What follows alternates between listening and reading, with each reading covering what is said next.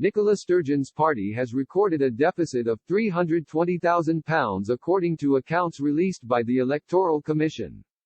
In 2019, expenditure from the party rose to £5.6 million while legal fees also rose to £156,483. The records for 2019 comes within a year which covered spending in the EU Parliament and general elections. This is the second year the party has recorded a deficit, after reporting a loss of £319,161 in 2018.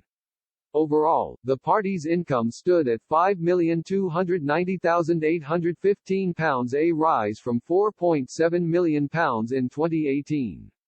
A large part of that cash flow was £2,247,344 from the party membership and £904,695 from donations. The reason in part to the overall deficit was the £1,557,871 and £1,101,024 spent on campaigning and staff respectively. Despite the deficit, the party has cash reserves of £271,916. This comes ahead of next year's Holyrood elections where the party, like most north of the border, could increase spending on campaigning and staff. If the SNP increases its stranglehold following the election, Ms. Sturgeon has vowed to once again hold an independence referendum. Currently, the SNP has 61 of the 129 seats in Holyrood, with the Scottish Conservatives holding the next highest with 31. Despite her vow to hold a second independence referendum, Mr. Johnson has ruled out another vote. He claimed the original vote in 2014, whereby 55% voted to remain as part of the UK, was a once-in-a-lifetime referendum and cannot be held again. In order to stop a second independence referendum, the UK government is understood to be drawing up plans to approach Ms. Sturgeon's desires.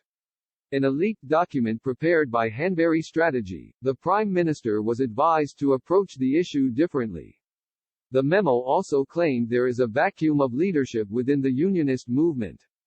The document said, if the SNP builds on this momentum, then the endpoint could be a full-blown constitutional crisis or a second independence referendum. Either of these outcomes would consume significant political capital for the government.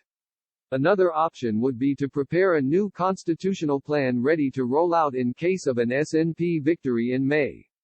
These measures could eventually be ratified via a referendum as a placation against the SNP's demands for an independence vote. Number 10, however, refuted the authenticity of the memo. A spokesperson also insisted the issue of independence had been resolved in 2014. Amid the impact of the coronavirus, Scottish Tory leader, Douglas Ross, claimed an independence referendum should not be held. He instead claimed the Scottish government must be focused on funding the country's recovery post-pandemic.